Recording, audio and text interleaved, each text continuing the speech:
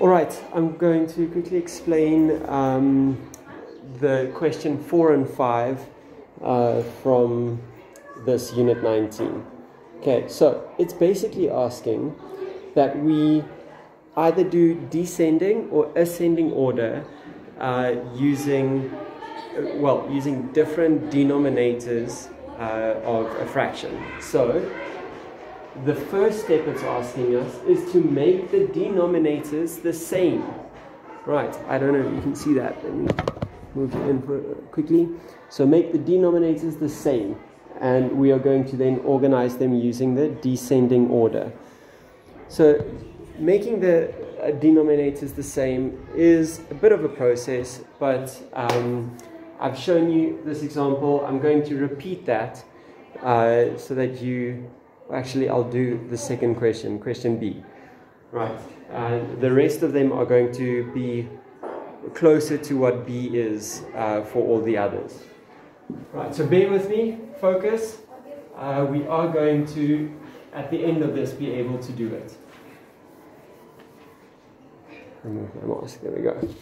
Okay, so question B is asking that we organize 1 over 2, 1 over 16, 1 over 4, and 1 over 8. Okay, that we put those in descending order, using making the denominators the same as the first step. Then the second step is putting them in the order. So how do we do that? We first look at the factors. So this is where it's important to know our factors. So we have to know what are the factors of 16. We look at the biggest one because it's easiest to work from there. So what are my factors of 16? Is 2 a factor of 16? Yes, it is. Is 4 a factor of 16? Yes, it is. Again, is 8 a factor of 16? Yes. So if all of them are factors, then we can very easily make our denominator, the main one that we're looking at, or the one that's going to be our head denominator, is 16. So we are making that our target. Let's write our target down. Okay, that is what we are aiming all of them at. So first step is I need to look at what do I have to do to 2 to get to 16. So for 2, I have to say times 8. 2 times 8 equals 16. What I do to the bottom, I do to the top. So I say times 8 there. Okay, what do I have to do to 16 to get 16? Times 1. So times 1, you don't even have to do this because anything times 1 stays the same. But we just keep that in mind. Remember, 16 is still our target. Then what do I have to do to 4 to get to 16? Times by 4. So times 4. What I do to the bottom, I do to the top, times 4. Okay? I'll move you in just a little bit so you can see there.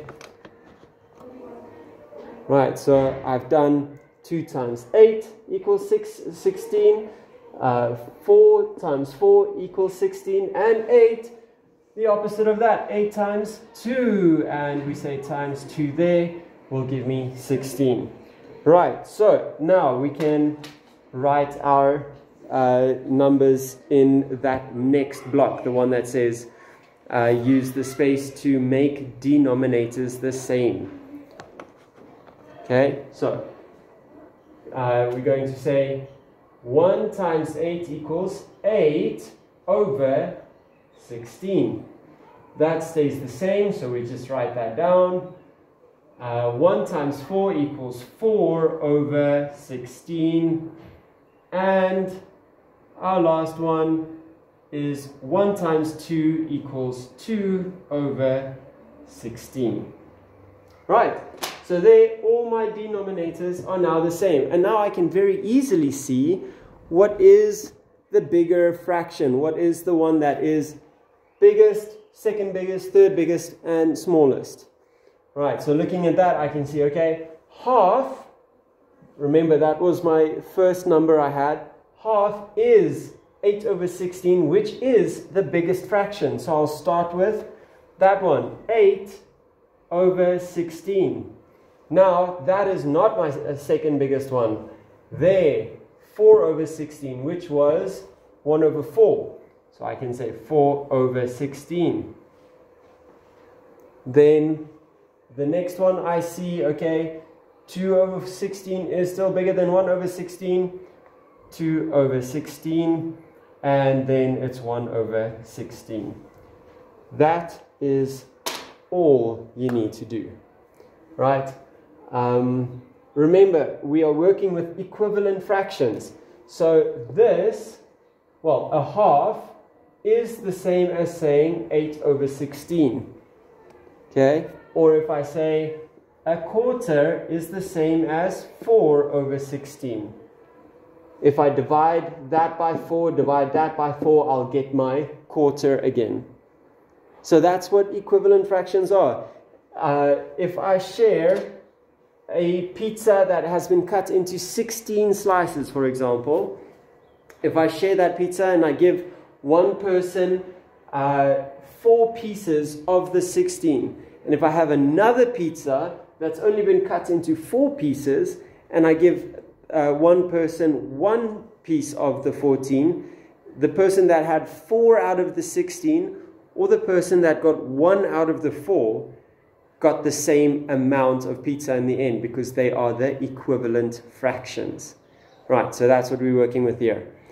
I hope that makes sense and that you will be able to do the rest of the questions. Good luck.